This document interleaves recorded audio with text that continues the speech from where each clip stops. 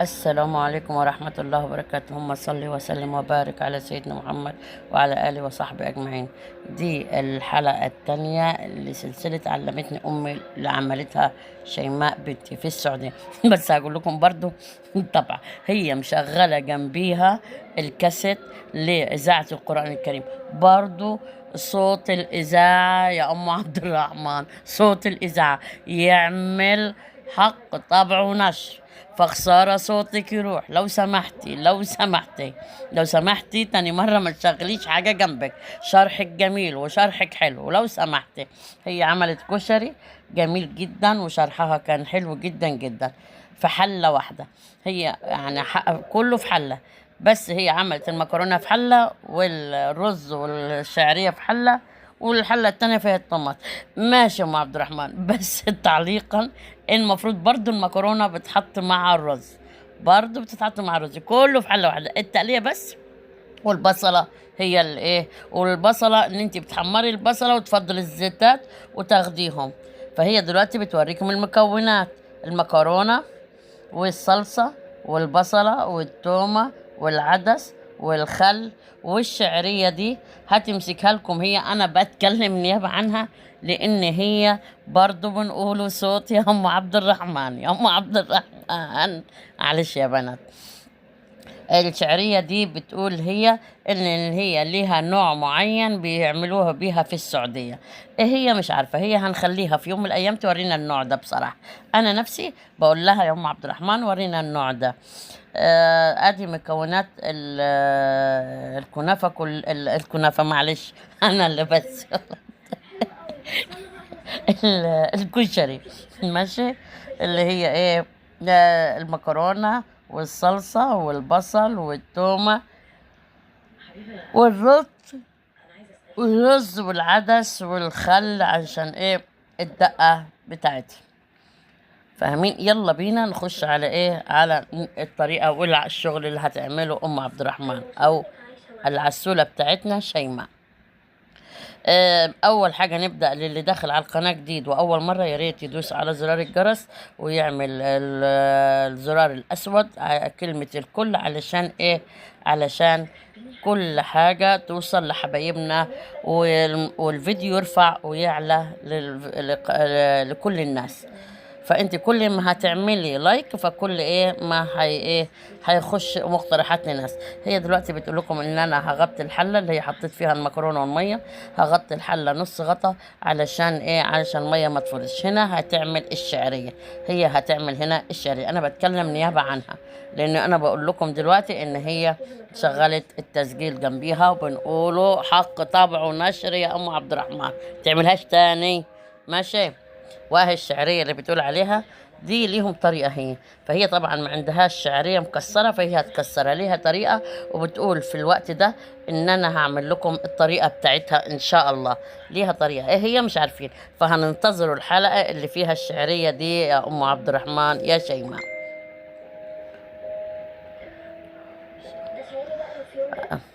طبعا هي بتشرح لكم هنا وبتقول هتعمل الطريقه دي. فهي دلوقتي بتكسر الايه الشعريه. شيماء عندها ان هي الفيديو ما ياخدش كتير، فالفيديو ده خد معانا حوالي 9 دقايق. فهي بعد ما عملت الشعريه شكلها ما صورتش اللي هي حطت الرز وحطت العدس والحاجات دي كده. طبعا احنا نقوله ان هي عملت الشعريه وحمرتها نص تحميره. فبعد كده ايه، تحط الرز، هتحط الرز وهتحط العدس وهتزود بالمية الكتل المغلية زي ما انتوا شفتوها الكتل على الترابيزة. لان هي لو انتوا واخدين هي من ساعة رمضان هي حاطة مفرش. رمضان كنا جايبينه من القاهرة، انا واحد وهي واحد. بس ادي الحكاية. هي هتقلب اهي هنا، وبعد كده هتحط الرز والكنافة مش الكنافة، اللهم صل على النبي، العدس. هي طبعا هي سلقت المكرونه وعملت كمان التقليه، لان هي عندها ان هي برضو اقول لكم مش عايزه الفيديو طول. بس تقول يا ماما الفيديو لما يطول الناس مش هتاخد راحتها في البتاع دي. هنا طبعا هي هذه الرز بالعدس الاصفر بالشعريه.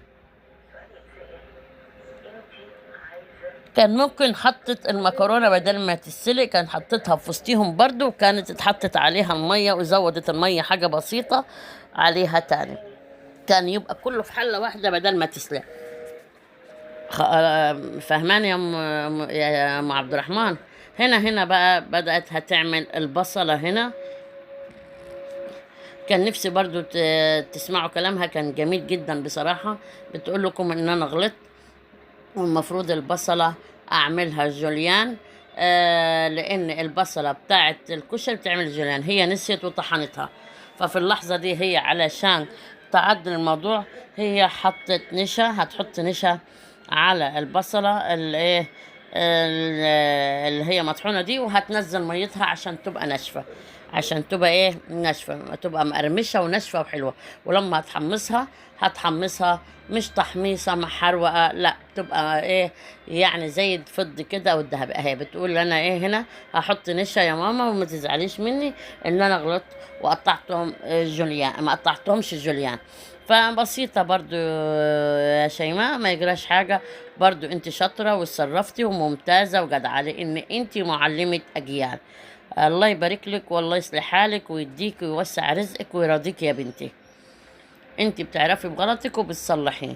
جزاك الله خير انك انت برضو زي ما تعلمتي بتعلمي حبايبنا وجماهيرنا اللي معانا. فاحنا من غيرهم ما نسويش حاجة طبعا، لان هم بسببهم هيعلى الفيديوهات والقناة بتاعتنا، وهم يدونا مشاهدات حلوة ان شاء الله. وما ينسونكيش في اللايك، ويقولوا ايه رأيكم في شغل شيماء في الحلقة التانية. يلا اكتبوا لها يا بنات تاني مرة، ما تنسيش تاني مرة، وشغلي اي حاجة عشان انتوا عايزين تسمعوا صوت. قولوا لها تاني مرة ما تشغليش دلوقتي اي خلاص الحمد تسجيل لله البصلة جنبك. اتحمرت كويس. هبدأ بقى اصفيها من الزيت.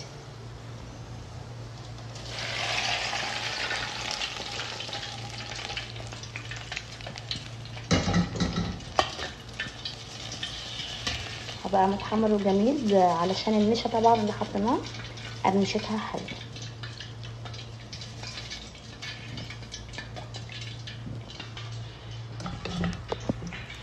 وهنا طبعا الرز الحمد لله استوى كويس ما شاء الله.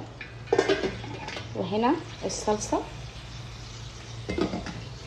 وهنا طبعا المكرونة. هنغرف بقى واوريكم بقى الفينش الاخير.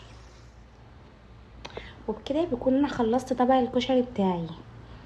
المفروض ان انا بعمل جنبه دقة بالثومة والصلصة والخل والليمون والكمون والملح، بس انا الحقيقة انا عملت الاكل بعد ولادي ما خرجوا علشان اكون عاملاها كده في هدوء لكن مش هنتغدى دلوقتي، فانا قلت كمان يعني قبل ما يجوا اكون محضره الدقه. بس خلوني ادوق كده الكشري معاكم. عموما انا مش جعانه، بس انا قلت علشان اجرب يعني معاكم ونشوف بقى الدنيا يعني حلوه ولا مش حلوه. بسم الله. والله العظيم بدون مبالغه، مش عشان انا عاملاها، جميل جدا تحفه. تسلم ايدك يا بنتي شيمو. ومن هنا انا بشكر ماما على كل حاجه هي علمتني، وربنا يخليكي ليا يا رب، ما حرمش منك ويصلح حالك يا رب يا ماما، ويخليكي لينا يا نورة بيتنا. شكرا يا ماما انك انتي علمتيني كل حاجه.